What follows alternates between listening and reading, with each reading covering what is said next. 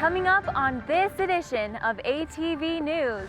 We closed in November thinking we were going to be moving into the new library in December. We'll tell you how those plans differed from reality. These people are awesome. They are a whole lot more brave than I am. We'll show you why these people were swimming so fast on Saturday. Our snow has had a chance to melt this week. I'll show you whether we could see another dusting or if this green ground could have a chance to stick around. In sports, we'll tell you why last night's win meant so much to Coach Sprinkle. All that and more. This is ATV News. From the campus of Utah State University in Logan, Utah, the Department of Journalism and Communication presents the award-winning newscast, ATV News. We're just really thankful that everyone has been so patient while we've worked through this process. You're going to have to wait a while longer before you can get back to the Logan Library after some construction delays. Welcome to ATV News. I'm Savannah Bernard. And I'm Julie Rodriguez. The new Logan City Library will have to wait a little while longer to open its doors. The library has been operating in the Logan City Service Building as a temporary home, but that closed in November in anticipation of the new building opening. And even though some books had made it onto the shelves already, Library Director Karen Clark says construction delays and bad weather have been the biggest setbacks. It's been kind of a dreary January that we had to wait this long and we couldn't be opening on Monday. That's been discouraging for me and for our staff. I'm waiting.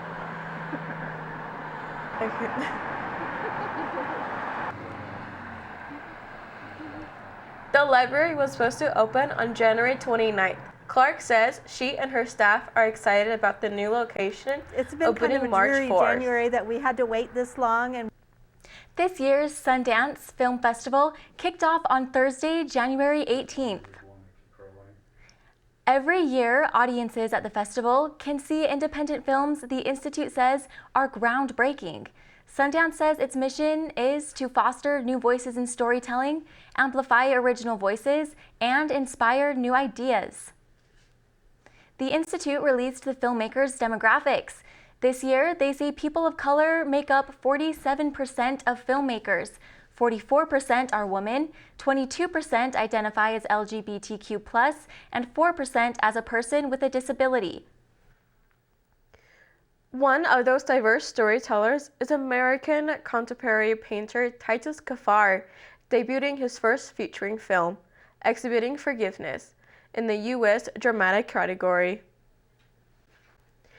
In this still you see Andre Holland in a fictionalized version of Kaphar's life. He plays an artist whose estranged father comes back into his life. The film itself is art. For me, I wanted to think of this film as a painting in motion. And as a painter, that is the craft I know. And so I use the same kinds of thinking to bring this film to reality. Kaphar's paintings are featured throughout the film, illustrating emotions connected to the main character's memories. How often do you see children in front of a screen? I visited a family and went inside a classroom to show you how some children use technology. These brothers are playing Minecraft on their tablets, but their mother says this technology could be a problem. We're surrounded by it, so it's very hard to get away from it. Experts say since technology will always be a part of children's lives, it's important for parents to provide a balanced environment for them. A parent's primary role is to be their teacher. Barker says parents should do activities with their kids, like play with Legos. You see these white bricks? Your children could also help you with chores around the house, like doing the dishes. And because kids are exposed to technology, we have to kind of learn to work with the electronics in school settings. In a classroom at a local school, a teacher uses technology as a resource. Great to have you back in the Dreambox neighborhood. Have fun on your learning adventures. what I find is that it's on their level, and then when I swoop in and see what they're working on, and maybe even are at a roadblock with, then I can say, oh, let's work through this together. 7, 6, 5, 4. I couldn't do that if I were a classroom of one teacher and 24 students. Do you see how that minute hand is saying 37? Where would it go? Whether a teacher or parent, Life takes intentionality. You know, being intentional about what we're putting in front of our children. Savannah Bernard, ATV News. The Bear Lake Monster Winter Fest took place in Garden City over the weekend, and some festival goers got real cold by choice. So good! Woo! What time of blitz? Roll time! Some felt the polar plunge calling their name, and others used it as an excuse to wear a costume. Either way, jumpers paid $35 to jump into Bear Lake in the middle of January. And while organizers were excited about the proceeds to help the family plays, the festival's chair says she is glad she didn't have to jump in. These people are awesome. They are a whole lot more brave than I am because I don't see myself jumping in the lake anytime soon. Costume jumpers competed in a contest before taking the plunge. From Batman and Robin to a family of plungers, more than 300 jumpers showed up this year. One jumper said he came here all the way from Germany, and coming up, here we can see a cute little squirrel enjoying the rays of sunshine on his fluffy little tummy. The current temperature is 46 degrees, and after weather, it is an experience like no other to be able to help out with living history like this. We'll show you where you can relive medieval warfare. Hello, parents and prospective freshmen of Utah State. You seem tense. Please take a load off. Here at Utah State, we know the value of balance in student life. Balance. Balance. Balance! Utah State student housing, a balanced way of life. The surplus store. Someone's trash is about to be my treasure. We have cords and cables here. We have bags full of towels and sheets. Do you want this fold-up mattress? Because we don't. We got keyboards, paint cans, whatever this is, typewriters, computer monitors.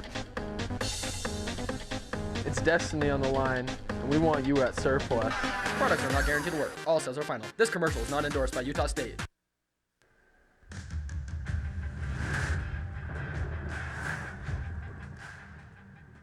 Welcome to ATV Weather. I'm Joe Cooney. Starting with our national radar, the main system we're seeing is along the Pacific coast, with a good amount of rain in the more southern Pacific coast, mainly over California, and still some rain, but also a bit of snow up in the northern Pacific coast near Washington, Oregon, and even into Canada. Now, over Utah, the skies are pretty clear today, but let's zoom in on that a bit so we can see that there, again, isn't anything we could have seen on the national radar. But we do see a bit of activity over Nevada. Even though there's not much going on today, over the next coming week, we do expect some of that activity from the Pacific coast to move over towards us. Now, let's go over to the webcams to get a good look at the nice blanket of fog in Cache Valley. We've seen some of this fog this week, but we do expect that fog to clear up later today and going into tomorrow. In our 7-day forecast, we can again see that today we predict sun, and tomorrow we predict a little bit of rain. We expect that fog to lift and temperatures to rise a little bit. Now, temperatures in the mid to high 40s are rather unusual for this part of January going into February, as the average high temperatures for January and February are 31 and 37 degrees respectively. These temperatures in the mid to high 40s are a lot more like what we would see during March. Even though we have atypical temperatures right now, we do expect those temperatures to go down a little bit into the weekend and next week.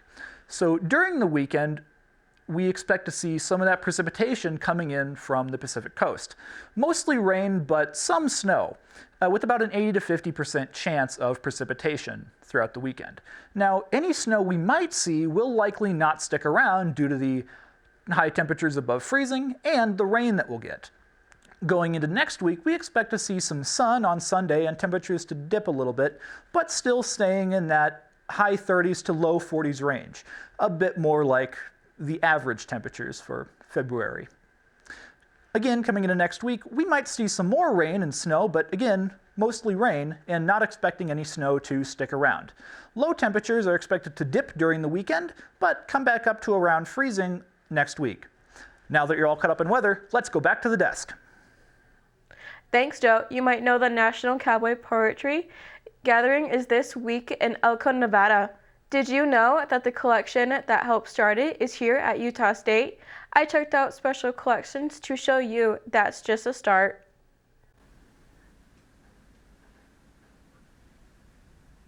This is the sound of the Special Collections and Archives room. The room is quiet, but staff says they keep busy. Special Collections and Archives has been part of USU's history since around the 1960s. Archiving generally started in the U.S. in the 1930s and was part of a growth movement of better documenting systems, structures, organizations throughout the United States. John Kirk states that Special Collections and Archives room runs through many donations throughout the community, one of them being Leonard J. Arrington, who is the chair of Mormon and History Culture. Arrington's is one of many, like the L.J. and Mary Skaggs Cowboy Poetry Collection. We have 7 curatorial areas in Special Collections and Archives, and then a couple of catch-all things just to make sure that we're properly documenting the history of Cache Valley, northern Utah, and how it has changed over time. That's really our primary mission statement, is to help document. So we're collecting materials that are created now. You can find the Special Collections and Archives room on the lower level in the Merrill Kraser Library. Open weekdays at 10 a.m. through 4 p.m. Julie Rodriguez, ATV News. If you or someone you know needs a warm place to sleep at night, the William A. Bernard Warming Center is open to you now until the end of March. Found at 85 East, 100 North in Logan, you enter the Warming Center from the east entrance of St. John's Episcopal Church, next to Lenone. The center is open daily from 7 p.m. to 8 a.m. The center provides cots or mats with bedding for sleep, as well as water, food, and hygiene items. Pets are also allowed. The center is always looking for volunteers and donations. There's a link for that on our Facebook page. USU students and Cache Valley residents take to the east field of Elk Ridge Park to show off their own trebuchets each October, but is that the only time you can see objects getting launched? ATV Ryan Lawrenson, you to see Cache Valley's own piece of medieval history. In the foothills above Richmond, Utah, stands the Sentinel. It stands guard over Cache Valley. It looks really awesome. Yep. A working replica of a medieval trebuchet built by Utah State alumni Daniel Bertrand and his friends. I started as an engineer, and then I got into the pumpkin toss. Just like here in October 2023. Then I went into history, and I said, why don't we build a real historically accurate trebuchet for the pumpkin toss? Which Daniel and crew won. It is an experience like no other to be able to help out with living history like this. You can feel like a medieval peasant filling some sandbags. Right now we're lifting up about what is the equivalent of a metric ton, just the 4 of us. And now a crew of 4 can usually get that done, but back in medieval times it would take about 6 or 7 if you wanted to be really quick during a siege. Terrence says his most memorable experience was when the crew launched fireballs on New Year's Eve. It felt like watching a movie, but in real life, like something that you never imagined you'd get to see. But it's not all just the fun and games. It's taken me quite a few years to get here. When it comes to building your own, Bertrand says, don't get too ambitious and build this right off the bat, because you can hurt somebody, so start small. In fact, he says he and his crew are still learning things. Last year we broke it again and had to fix it. Bertrand also says he loves when people come out to watch the trebuchet launches. That's one of the big reasons I can do this. It's not a solo sport. This is one of the most fun things for me, and I think one of the most fun things for anybody out here in Cache Valley to come out and experience. Just like they do each year at the pumpkin toss. Ryan Lawrenson, ATV News. To find out when Bernard and his crew are going to be launching again, check out their Facebook page. And coming up, For Utah State, Brown comes off the screen, lines up a three. That was one of Darius Brown's 3 3-pointers made on 7 attempts. Ryan Lawrenson will join us in studio for ATV Sports after the break.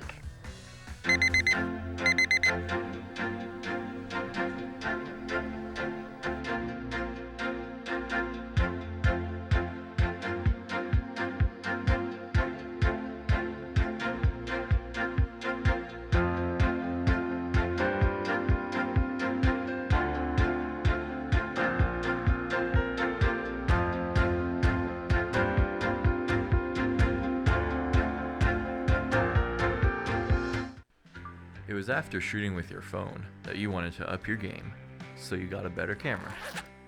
But your shots were shaky, so you got a tripod. But your audio was fuzzy, so you got a mic. But your shots were dark, so you got some lights. Now you got all this equipment, but you don't know how to use it. So you enrolled in Intro to Video.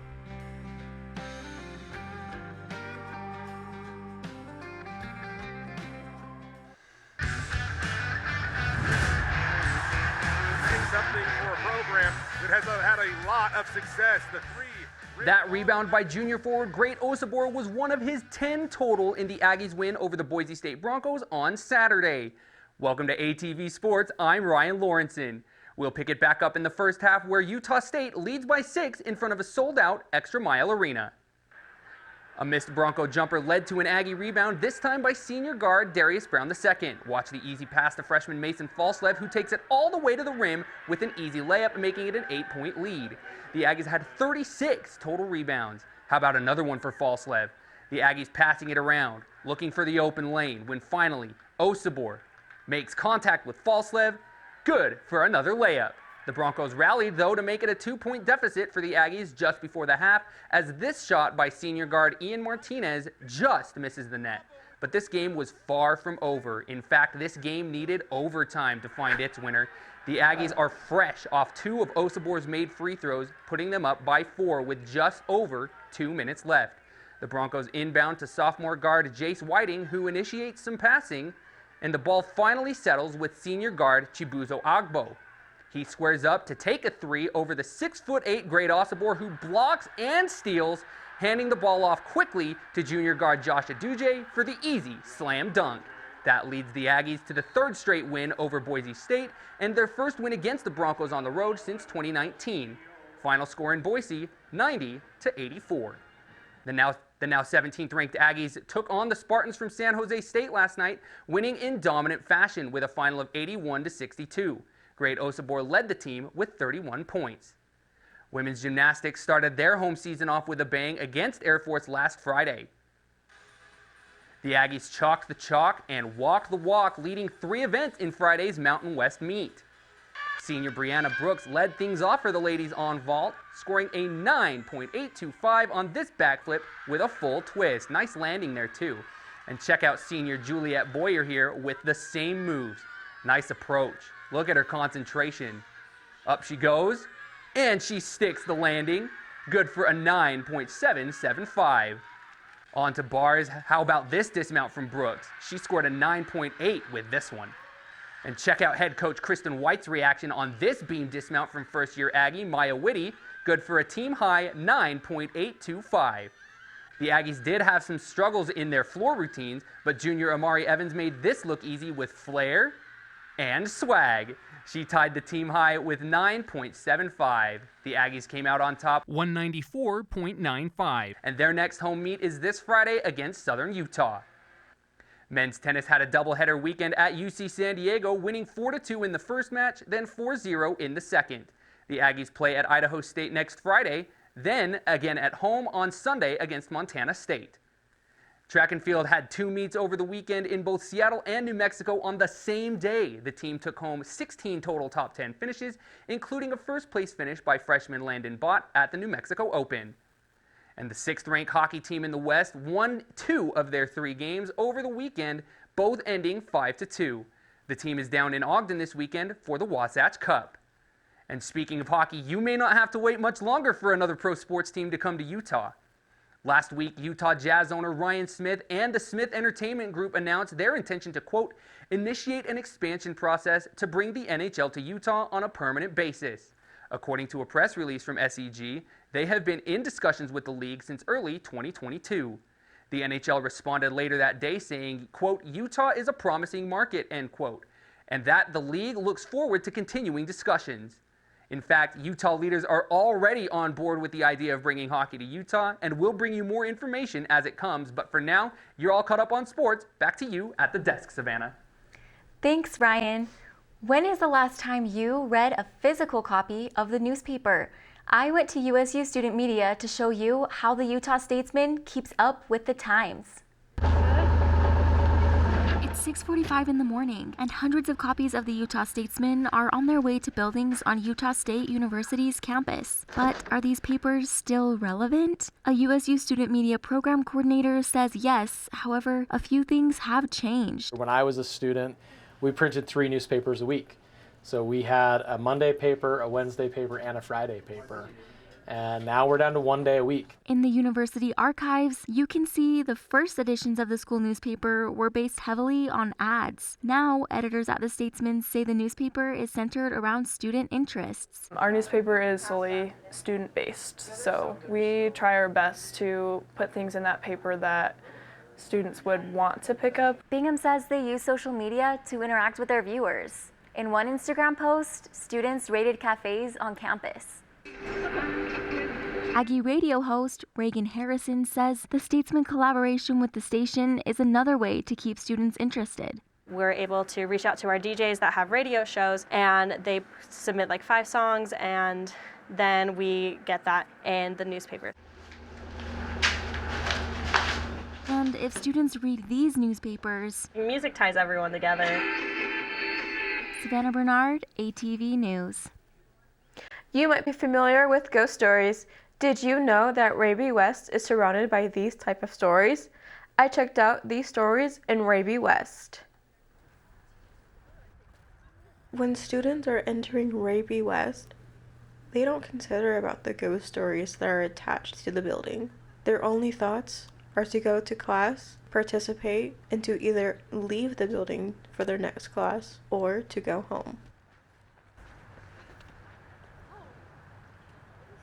Goodsell states that in the first stories in Raby West that a grad student was studying during COVID and had this intense feeling where he had to leave the building.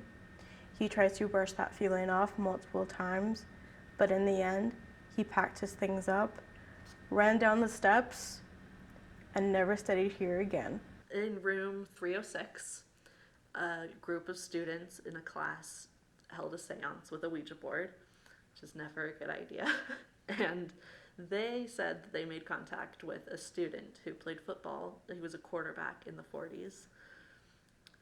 And they didn't get a name or anything. We don't know why he's stuck around. There are many stories and incidents that have happened inside the building. It has the second most fainting incidents of any building on campus, second to the student center. Between the second and the third floor, people hear like footsteps and screaming, like on the stairs, but also just if you're on the third floor, they hear it below them, and on the second floor, they hear it above them. Thanks for joining us on this edition of ATV News. You can find this and other editions on our Facebook page. We'll leave you with more shots of the polar plunge. Have a great week, Cache Valley.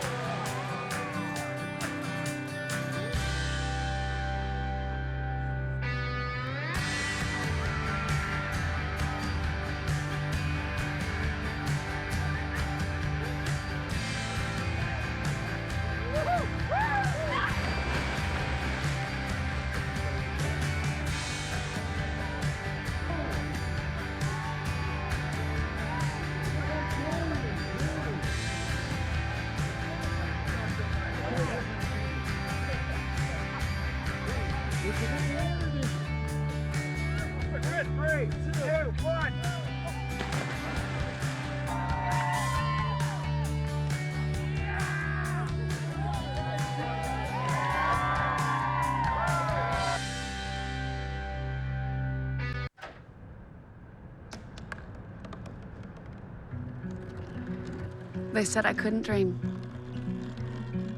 Called me a piece of trash and swore that's all I'd ever be.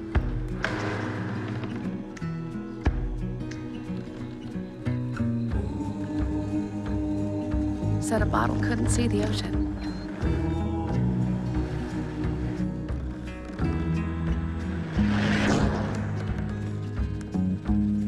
Give up. Go back to the dumpster. But I didn't listen. I made my way.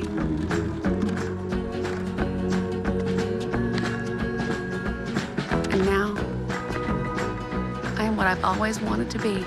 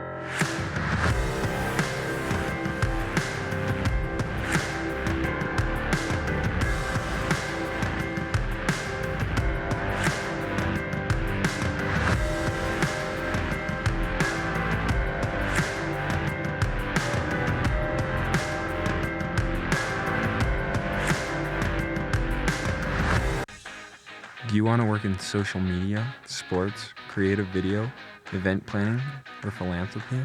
All of this comes from a public relations degree. The demand for PR graduates continues to be strong. With good paying jobs everywhere, PR professionals are able to work in every kind of organization, giving you the opportunity to work in environments that are challenging, rewarding, and fun, as well as on important issues and causes that you care about. Make a difference with a PR degree.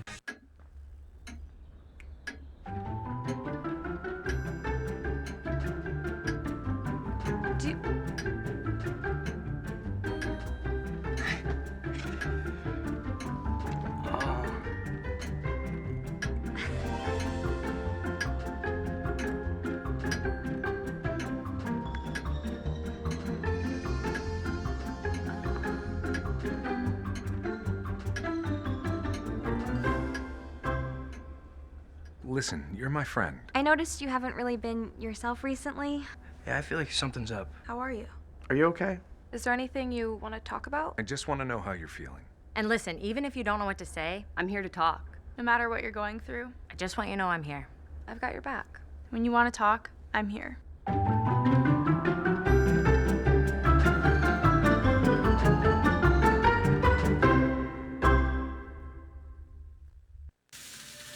Coming to college with high male expectations?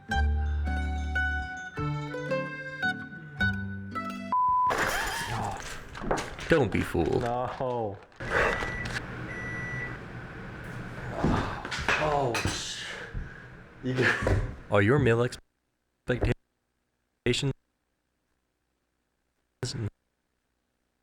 not meeting your reality? Let your male expectations become your reality at USU Dining Services. No doubt you're going places, young lady. Thank you. And thank you for the interview as well. I can imagine it was the last thing that you wanted to do after such a long campaign meeting. You really are a very intelligent young woman. You're very smooth.